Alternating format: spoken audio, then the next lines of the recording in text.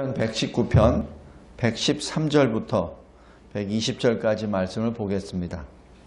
여기에 나오는 단어 하나, 두 마음 품는 자입니다. 두 마음 품는 자.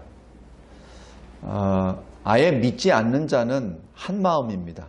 불신이니까 아예. 근데 소위 예수를 믿는다고 하는 사람 가운데 예수도 믿고 세상도 믿고 예수도 믿고 자기도 믿고 하는 그런 사람을 말합니다.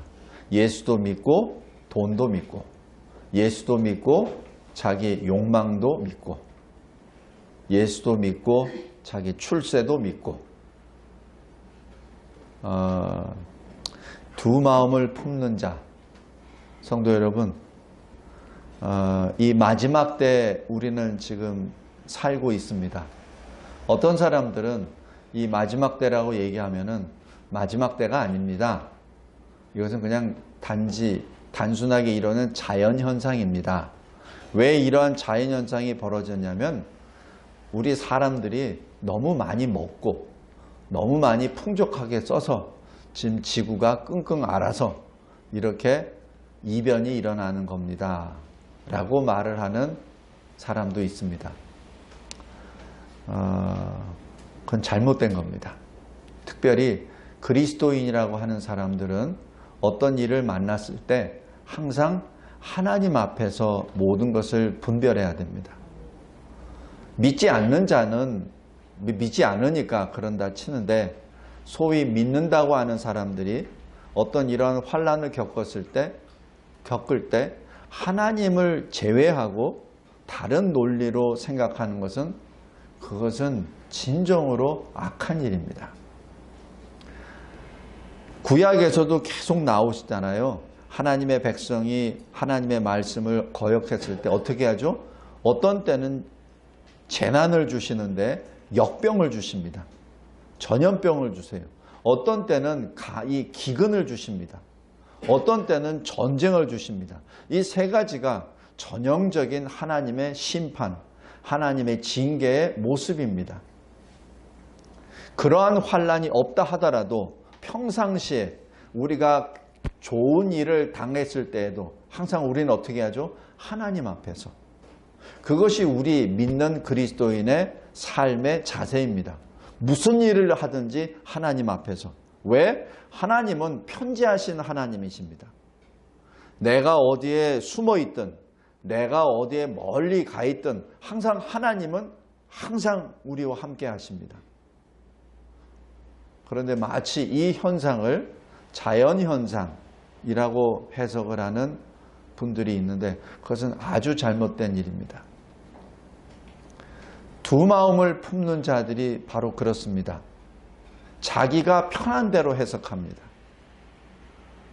하나님으로 해석하기 좋다고 생각할 때는 하나님으로 해석하고 나로 해석하기 좋다 하면은 나로 해석해버리는 바로 두 마음을 품은 자들이죠.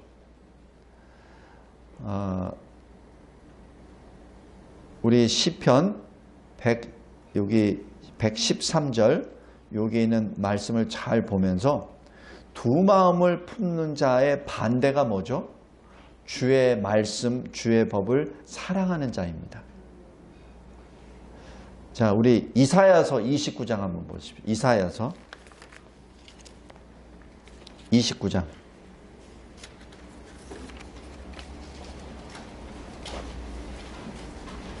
이사야서 29장 13절 보겠습니다.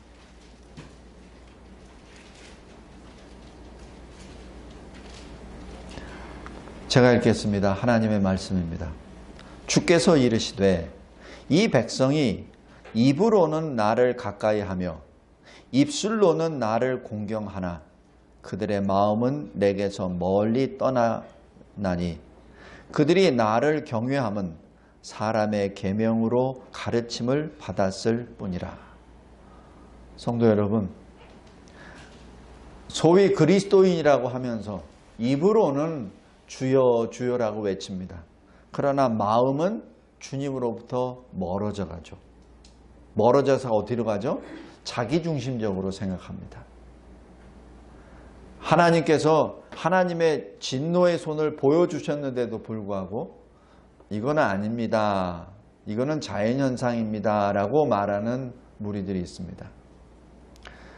영국의 그 신학자 중에 N.T. 라이트라고 있습니다.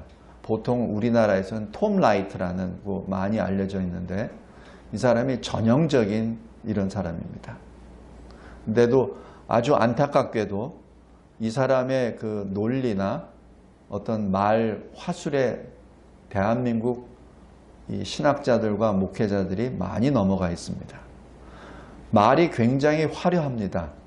굉장히 부드럽고 감동을 많이 줍니다. 그런데 그 사람 입에는 예수라는 단어가 없습니다. 그 사람 단어에는 믿음이란 단어가 없습니다. 예수라는 단어, 하나님이라는 단어 대신에 그라고 씁니다. 그가.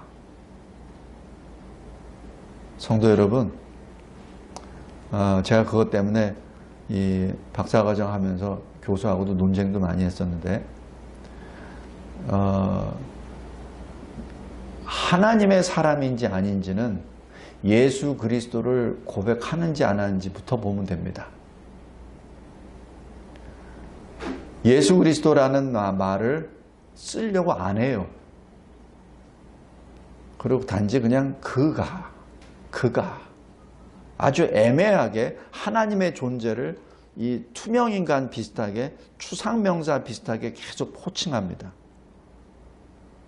그럼 사람들은 거기에 대해서 굉장히 어떤 이 호감을 느끼는 듯 하면서 그가 누구지 이러면서 답은 분명히 하나님이고 예수인데도 불구하고 말을 안 합니다. 그리고 논조는 계속해서 나 중심의 논조입니다. 하나의 예를 들어볼까요? 현재 있는 모든 신학체계는 다 없애야 됩니다. 무너뜨려야 됩니다. 다시 초대교회로 돌아가서 다시 토대를 쌓아야 됩니다. 아주 그럴듯합니다. 왜냐하면 그것은 과거 유대 지역의 그 문화가 들어가서 문화와 섞여져서 자란 거고, 그 다음에 천여 년 동안 유럽에 섞여져서 자라났고, 그 다음에 각 지역마다 섞여져서 나왔기 때문에 그래서 그것을 다 제거하고 문화적인 요소 다 없애고 다시 말씀에서 세워나가야 됩니다. 굉장히 그럴듯한 이 논리, 논법입니다. 그런데 그 사람이 간과한 게 있어요. 바로 성령의 역사입니다. 성령의 역사는, 하나님의 역사는 어느 문화에 의하여 영향을 받는 것이 아니라 문화를 통해서 역사합니다. 그것이 갈릴리 지역의 문화가 됐든 유럽의 문화가 됐든 미국의 문화가 됐든 대한민국의 문화가 됐든 그 문화를 통과해서, 문화를 통해서 주님의 진리가 역사됩니다. 그것을 묵과해버린 거예요. 진리와 문화를 같은 동격으로 놓아버리고 섞였다라고 말을 합니다. 아닙니다. 일부 그런 것들도 없지 않아 있어요. 그러나 그 혼합된 것은 인간의 잘못이지 진리의 잘못이 아니고 말씀의 잘못이 아닙니다. 근데 사람들이, 수많은 목회자들과 신학자들이 거기에 휙그냥 넘어가 버립니다. 심지어는 제가 박사과정 할 때 그 교수도 마찬가지 톰 라이트의 N.T. 라이트에 넘어가서 그것을 읽고 발표를 시켰었어요. 그래서 저희가 발표하고, 저는 한 10분 발표하고 그 양반이 한 50분 설명하더라고요. 그 양반도 웨스트민스터 나왔습니다. 저도 웨스트민스터 나오고요. 근데 제가 아무리 영어를 하더라도 그 사람만큼 영어 하나요? 계속 말을 하죠. 제가 그분 이름도 잊어먹었습니다. 근데 한 6개월 있다가 그곳을 떠났습니다. 왜냐하면 신앙이 다르다고 해서. 성도 여러분, 우리 항상 이 마지막 때 항상 이 두 마음을 품는 자가 누구인지 분별할 줄 알아야 됩니다. 제가 최근에 어느 또 유명한 목사님의 쭉 보니까 아주 그럴듯해요. 아주 말도 그럴듯하고 참 말씀 잘하세요. 이것도 인용하고 저것도 인용하고 하면서 당신이 구원받은 걸 어떻게 압니까? 당신의 마음이 편안하면 당신이 구원받은 겁니다. 맞습니까? 당신이 예수 믿고 예수 믿는다고 해서 천국 갑니까? 그거 아닙니다. 당신의 삶이 당신에게 위로를 주고 삶을 통하여 당신이 구원받았다는 것을 나타나면 그것은 당신이 구원받은 겁니다. 아주 그럴듯해요. 아닙니다. 구원은 예수 믿음으로 구원을 받는 것입니다. 물론 예수 믿는 자가 그의 삶이 온전하지 못한 거 인정합니다. 입으로만 예수 한다고 천국 가는 건 아니에요. 그러나 천국 가는 가장 첫 번째 스텝은 입으로 고백하는 믿음, 신앙 고백입니다. 그 다음에는 뭐죠? 우리가 못 따라가니까 성령께서 우리를 붙잡아서 견인하시는 거예요. 우리가 또 떨어지면 또 위로 올라가시고 다시 떨어지면 다시 또 끌어올리시고 다시 떨어지면 위로 끌어올리시고 이게 성화 아닙니까? 이 삶을 통해서 마지막 영화까지 들어가는 겁니다. 모든 것이 하나님의 은혜의 역사입니다. 내가 평안하다 하면은 내가 천국 간다. 그거 아니에요. 거기에는 예수가 없잖아요, 그러면. 예수와 하나님의 단어는 교묘하게 집어넣습니다. 그러나 구원에 대한 핵심에 들어갈 때는 내가 판단해버린 겁니다. 그거 아닙니다.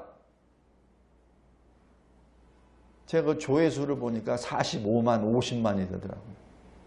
그럼 그 50만 명 되는 조회수단들은 전부 다 입 벌리고 아멘, 아멘 그러고 있지 않겠습니까?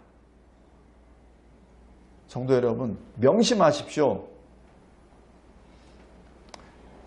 우리 구원은 오직 예수 믿음으로 가는 겁니다.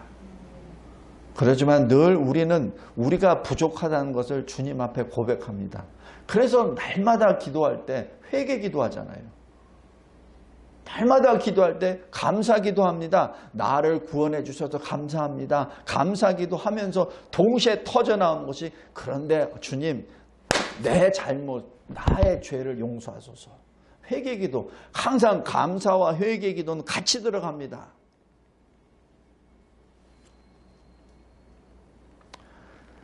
두 마음을 품는 자 그들은 115절 행악하는 자 악을 행하는 자요. 두 마음을 품는 자는 118절 주의 율례들에서 떠나는 자요. 그리고 18절 후반부에 늘 속이는 자요. 119절 세상의 모든 악인들입니다 라고 고백합니다. 성도 여러분, 특별히 마지막 때 주님이 언제 오실지 아무도 몰라요. 하나님 아버지밖에 모르십니다. 늘 우리는 어떻게 되죠? 만약에 두 마음이 있다면 두 마음 중에 나의 마음은 떼내십시오. 나 스스로 떼내기가 어렵죠? 기도하십시오. 내가 두 마음을 가진 것을 회개합니다. 주님, 내가 온전히 한 마음만 갖게 하옵소서. 기도하십시오. 주님은 우리의 연약을 아세요. 그래서 기도의 문을 열어주셨잖아요. 우리 스스로 해결하지 못하니까 기도의 문을 열어주신 겁니다. 그냥 우리에게 열어주셨나요? 아니에요. 주님이 시범까지 보여주셨잖아요. 3년 동안. 무슨 일을 하든지 하나님 아버지께 기도하시잖아요.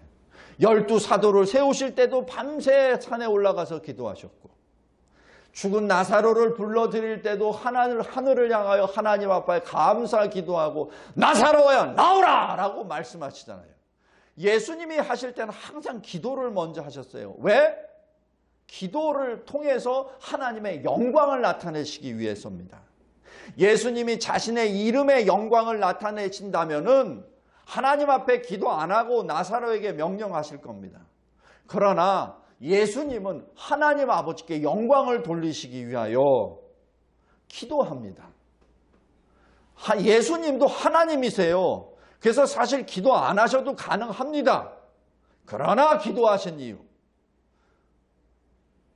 하나님 아버지께 영광을 돌리기 위하여. 성도 여러분, 우리도 마찬가지예요. 우리가 기도하는 이유는 우리의 능력이 없어서 기도하는 것 맞습니다. 1번.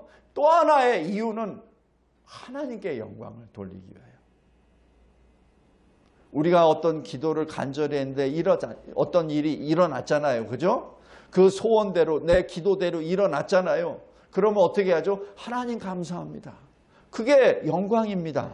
우리가 기도 제목을 서로 나누잖아요. 왜 나누죠? 뭐 때문에? 같이 기도하며 그 증거를 서로 보자는 얘기입니다. 내가 저 사람을 위해서 기도했을 때 일어났습니까? 그러면 우리 둘은 뭐라고 하죠? 하나님이 행하셨습니다. 그 자체로 하나님의 영광을 받으시는 겁니다. 그래서 서로 기도를 공유하는 목적도 있는 거죠. 우리가 서로 연약하니까 기도를 또 나누면서 공유하면서 기도하는 것도 있지만, 궁극적인 것은 그 기도를 통하여 하나님의 영광을 증거하고 찬양하기 위한 겁니다. 말씀을 맺겠습니다. 두 마음을 품는 자, 예수님이 뭐라고 하시죠? 마태복음 7장. 굉장히 무서운 말씀입니다. 주여 주여, 내가 주의 말씀대로 귀신도 내쫓았고, 내가 주의 능력을 받아서 병도 고쳤고, 내가 주의 말씀도 설교도 했습니다. 많은 사람을 주께로 돌리기도 했습니다. 주님이 뭐라고 하시죠? 나는 너를 알지 못하노라. 이 불법을 행한 자야. 이 두 마음을 가진 자입니다. 왜냐하면 주님이 주신 그 권세를 하나님의 영광을 위하여 사용한 것이 아니라 자기 유익을 위하여 사용했거든요. 하나님은 영이십니다. 우리는 사람이라 사람을 속일 수 있다고 생각하고 하나님도 속일 수 있다고 생각해요. 아닙니다. 하나님은 속아 넘어가시는 분이 아닙니다. 하나님은 하나님이십니다. 두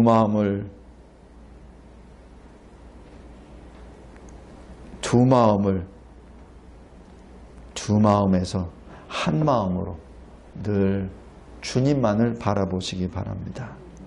120절 보십시오.